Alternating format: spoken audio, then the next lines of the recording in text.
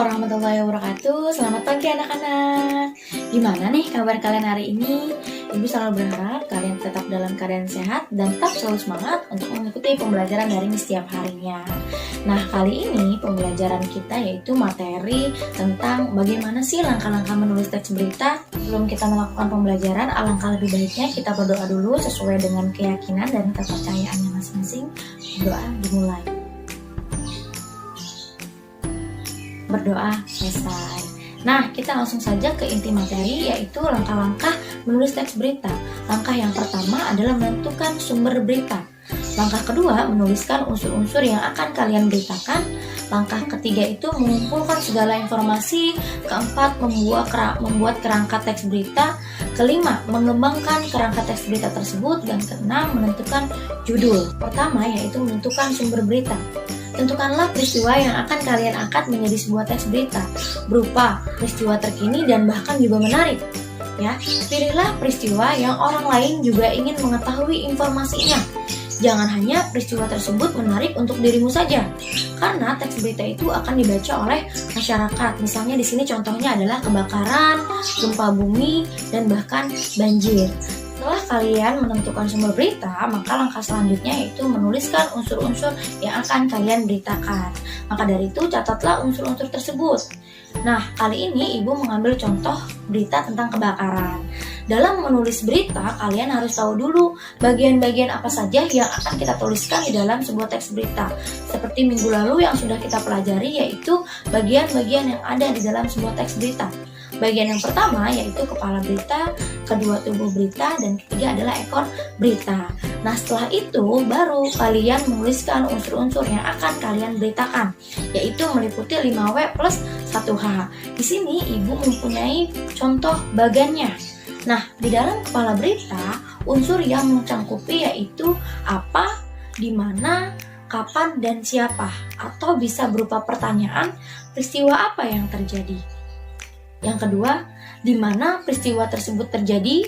Yang ketiga, kapan peristiwa itu terjadi. Yang keempat, siapa yang mengalami peristiwa tersebut. Bagian tubuh berita itu unsur yang mencangkup yaitu mengapa dan bagaimana.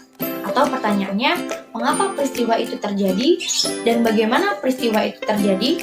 Di bagian akhir atau ekor berita itu merupakan pelengkap berita dari kepala berita dan tubuh berita. Maka dari itu disebutnya dengan kesimpulan. Kita menuliskan unsur-unsur yang akan diberitakan, maka langkah selanjutnya yaitu mengumpulkan segala informasi. Dalam mengumpulkan informasi ini, kalian harus menemukan narasumber yang dapat dipercaya dalam memberikan informasinya dan dapat menjawab pertanyaan-pertanyaan yang sudah kalian buat, agar teks berita tersebut bersifat fakta dan dapat dibukti kebenarannya. Karena salah satu dari sifat teks berita itu faktual.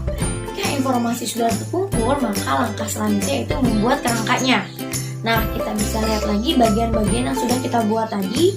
Di bagian kepala berita menjawab unsur pertanyaan, peristiwa apa yang terjadi, yaitu terjadi kebakaran di salah satu rumah warga. Yang kedua, di mana peristiwa tersebut terjadi? Di Gereja Suci Permai di Gresik. Ketiga, kapan terjadinya peristiwa tersebut? Malam hari pada pukul 21 waktu Indonesia Barat. Keempat, siapa yang mengalami peristiwa tersebut? Pak Agus dan keluarganya. Nah, di tubuh berita menjawab pertanyaan mengapa peristiwa itu terjadi. Karena salah satu penghuni rumah Pak Agus kurang berhati-hati dalam meletakkan lilin. Lalu menjawab pertanyaan bagaimana. Siska, anak Pak Agus, mengaku bahwa dirinya telah meletakkan lilin di atas lemari kayunya sebelum ia pergi menginap di rumah temannya. Nah, terakhir ada ekor berita, yaitu ditafsirkan kerugian hingga ratusan juta. Nah, sehabis kita membuat kerangkanya, maka langkah selanjutnya itu mengembangkan kerangkanya menjadi sebuah teks berita yang utuh, dan sehabis itu memberikan judulnya. Ini teks beritanya.